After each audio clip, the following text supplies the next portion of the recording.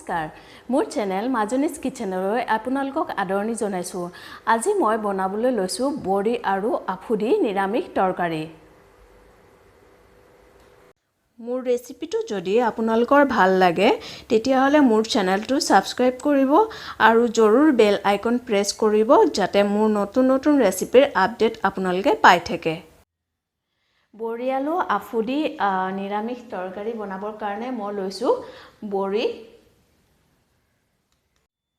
দুটা মিডিয়াম সাইজৰ আলু এনেকে পিস কৰি লৈছো এটা হুকান জলকীয়া লৈছো তেজপাত এখিলা লৈছো কালজিৰা লৈছো 1 টিস্পুন হালধি 1 টিস্পুন ৰেড চিলি পাউডাৰ 1 টেবুলস্পুন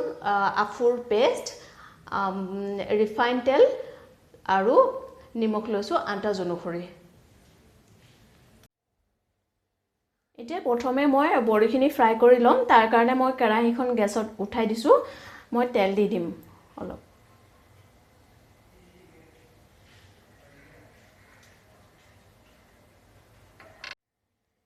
তেলখিনি গৰম হৈ গল এতিয়া মই ইয়াত বৰিখিনি দি দিম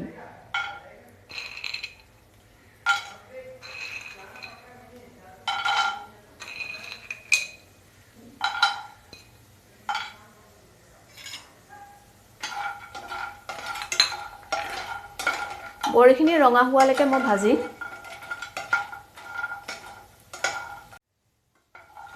বৰিখিনি ৰঙা হৈ গৈছে এতিয়া মই এখিনি নমাই লম এতিয়া মই আলুখিনি ফ্ৰাই কৰি লম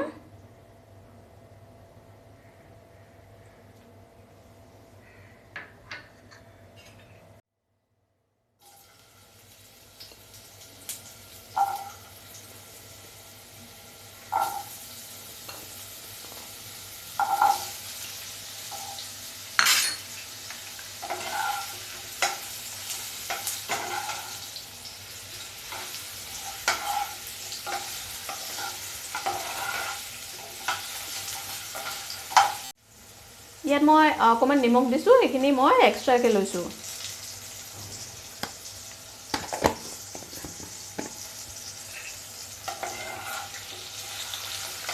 এতিয়া মই আলুখিনি 5 মিনিটৰ কাৰণে ঢাকি দিছো আৰু গেছটো সিমত কৰি দিছো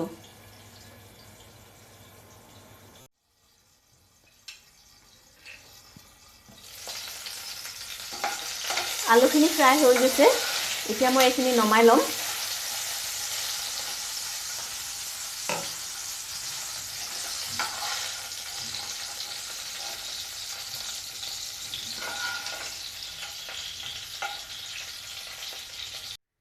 এতিয়া মই ইয়াতে হুকান জলকীয়াটো দি দিম তেজপাত এতিয়া মই কালজিৰাখিনি দি দিম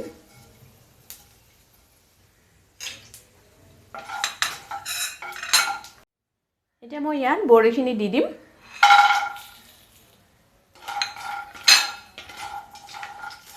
আৰু আলুখিনিও দি দিম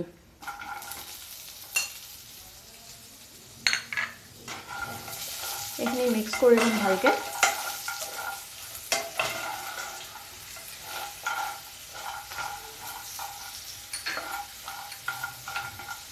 এতিয়া ইয়াতে মই ৰেড চিলি পাউডাৰ দি দিম হালধি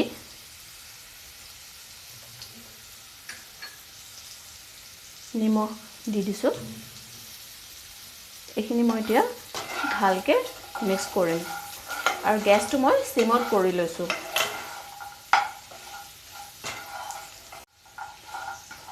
এতিয়া মই ইয়াত পানী দিম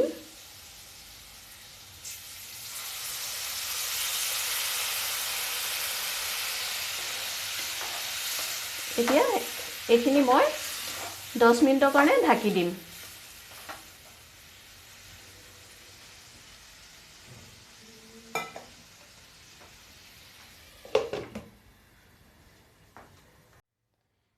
দহ মিনিট হৈ গৈছে এতিয়া মই ইয়াত আফুখিনি দি দিম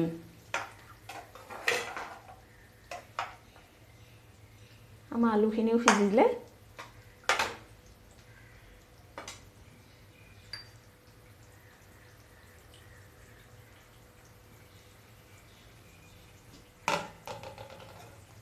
এটা মই অকমান পানী দি দিম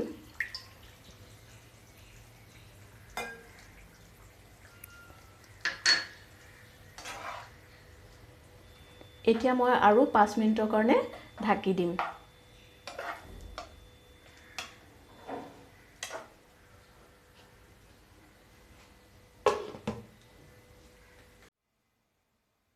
5 মিনিট হৈ গৈছে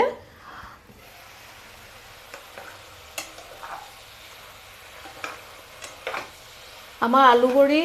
ফুডি তৰকাৰী হৈ গ'ল এতিয়া মই গেছটো অফ কৰি দিম আমাৰ বড়ি আলু ফুডি নিৰামিষ তৰকাৰী হৈ গৈছে